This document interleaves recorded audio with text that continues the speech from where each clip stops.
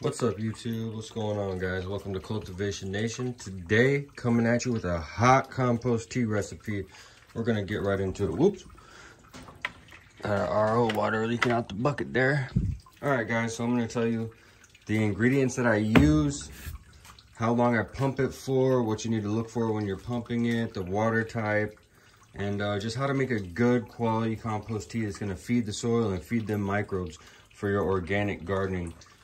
Or any gardening for that matter, because currently I'm using Lotus nutrients, which is not organic. It's a synthetic type of nutrients, but every now and then I like to feed my plants with the compost tea to replenish the soil that you've been stripping of all its good natural resources because you're using synthetic nutrients.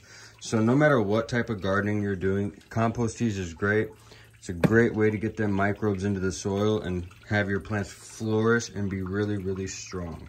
Okay, guys, so we're gonna hop right into it. I'm gonna break down the recipe for you. So, organic molasses, unsulfured blackstrap molasses. I use this. This is your catalyst. The sugar is just gonna feed the whole thing. So this is a very important part of the tea. I use for 3 gallons, I use about a tablespoon. You can do more. You can do a tablespoon per gallon or a half tablespoon per gallon. Or just a little half a tablespoon for 3 gallons. Just whatever you choose to do, how much of this you want to use. I find that it really does not matter. I just use a nice amount. I want my watercolor to be a little lighter than that. It's that dark because I already have the bag of all the ingredients in there sitting there marinating. So, but I find a tablespoon for 3 gallons works great. All right, now, aside from that, this is my choice of recipe for my compost tea. I use the Boogie Brew series. So Boogie Brew, they have more products than just this, but their main lineup is Boogie Base and Boogie Boost. Now Boogie Base has biochar, worm castings, all kinds of stuff in here. Worm castings, compost, bamboo, biochar, volcanic ash. Great stuff that's gonna brew your tea. It's all veganic, and worm castings is the main ingredient in this, I would assume, in the compost, because worm castings are great for compost teas. So then you have your Boogie Boost, which is kelp meal, soybean meal, alfalfa meal, and lambianite. Just more microbe feeding, as you can see, microbe feeding things is going to keep your tea brewing. So I use this, and the molasses is kind of my base, and then I add to it depending on what plant stage my plants are in and all that. So after I would add a teaspoon of this, I'm going to add about a half cup of this and a half a cup of this into my burlap sack. And then I'm going to do about another teaspoon or 2 of kelp meal because it just has a lot of minerals. It's got nitrogen, minerals, all kinds of good stuff. Plants love kelp meal, and it's good for compost teas. Now, even though my Boogie Base has worm castings in it already, I like to go straight to the source and make my own worm castings. So I started this worm bin out by filling it with the material it came with, which was like almost like seed starting mix, just light fluffy material. And then I put a couple banana peels, apple core, shit like that, and let it sit without worms for about 30 days, mixing it around in the heat. And I let it kind of compost up. And then I put my worms in there, and I've let them do their job for 3 or 4 months. You can see there's a couple worms on the top. I've had a couple dead worms. I just threw those right in the burlap sack and let them brew in my tea. But for the most part, there's about 4 or 5 dozen worms in here. I got them at Walmart. Night crawlers, red worms. And I just let them do their thing, and now I'm left with good. It's dark now, way darker. It was light, like that color, the whole thing. Now it's way darker because there's a bunch more worm castings in here, and it's right from the source. You made it yourself. You know you fed the worms. This thing also came with a worm feed, and I will say that worm feed works. You pour a 1/2-inch layer and put the lid on. You can come back and all the worms will be at the surface just eating it. So you know the surface is full of worm castings. Good to use. So I add about a 1/2 cup of that. And then I put it all in my burlap sack in the water, which I'm using reverse osmosis water. I had to kind of hillbilly rig it up, but it works. Got your waistline and your good line. So I'm adding the RO water into a 3-gallon bucket with all the ingredients in this burlap sack right here. So After you've done that, usually I would have the water ready. I didn't this time, so whatever. I just dropped the burlap sack right in there and I'm letting it fill up. After you have this complete, you got your water. And it doesn't have to be RO water, guys, but if you're using tap water, let it sit for 24 hours to dechlorinize. That chlorine will kill your microbes and it won't work.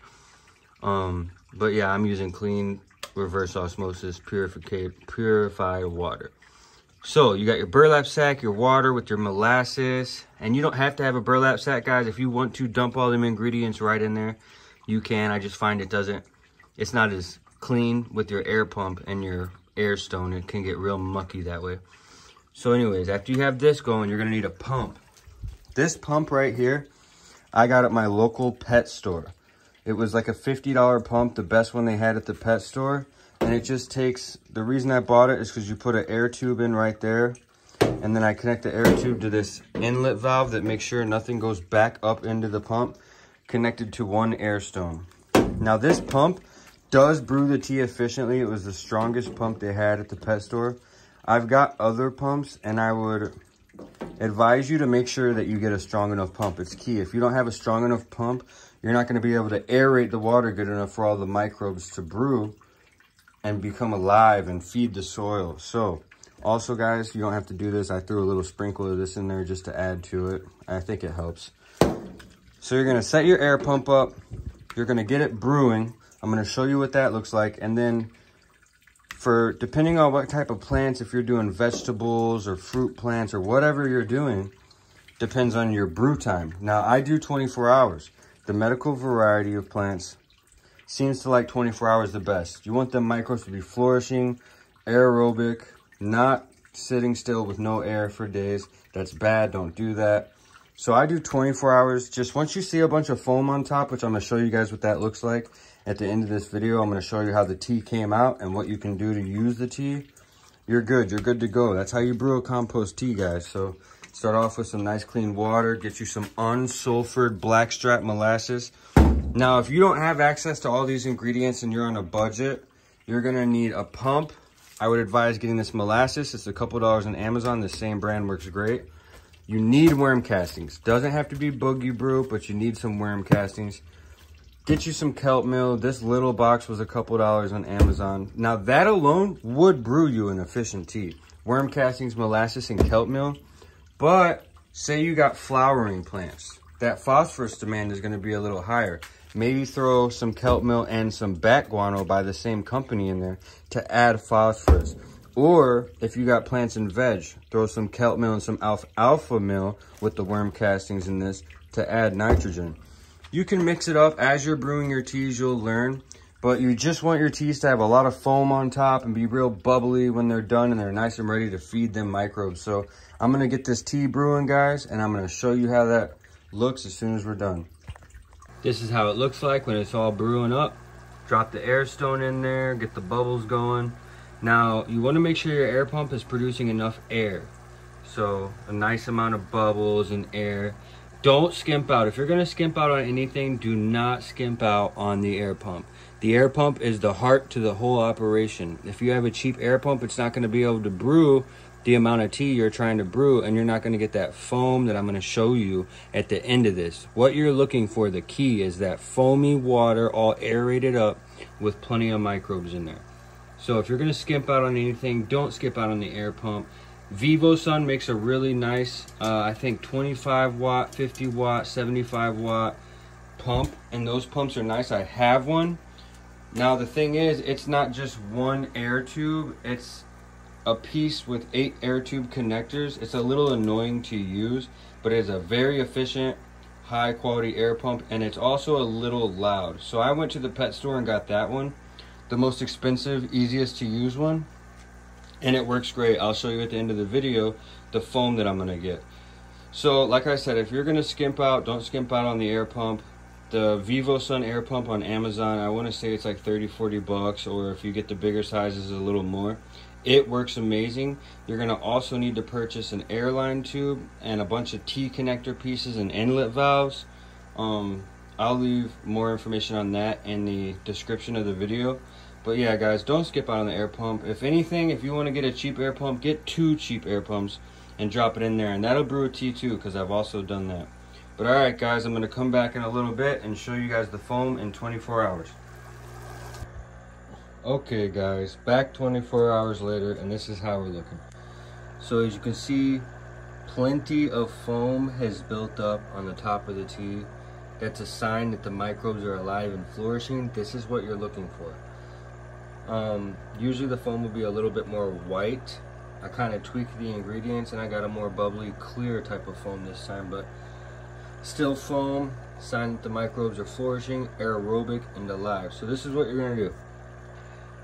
I got one of my old minnow buckets here filled with some clean tap water, right? I'm gonna grab my air stone here, shake it off a little bit, and I'm gonna drop it in the clean water. I want to clean that, you know what I mean? So I'm gonna let it sit around. I'm gonna wash off the cord and everything. And I'm gonna let that bubble for just a little bit before I take it out to let it continue to dry. You wanna leave your air pump on through the drying process too, guys. All right, so now that you have that, you got a nice compost tea ready to feed your plants. You can use this as a foliar spray, feed with it, whatever you wanna do. It's gonna add them microbes to the soil. Today, I got this chafing here, and I'm gonna fill half up in the chafing and give my garden outside a spray, and my pepper plants a spray. I got some zucchinis a spray, and I'm gonna take the other half and water it right into the pots. All right, guys, now that you know how to do your compost tea, just start giving it a try. It's the last thing you need to do is just start trying. And maybe let me know in the comments down below if you got some good foam or if you're having trouble. And if you're having any trouble with the foam, odds are your pump isn't strong enough. But if you think there's something else going on, comment down below and I'll get right to it. I make sure to get back to everybody. So if you think this video was helpful, don't forget to like and subscribe. Appreciate you guys. Stay tuned for another episode of Cultivation Nation coming soon. Peace.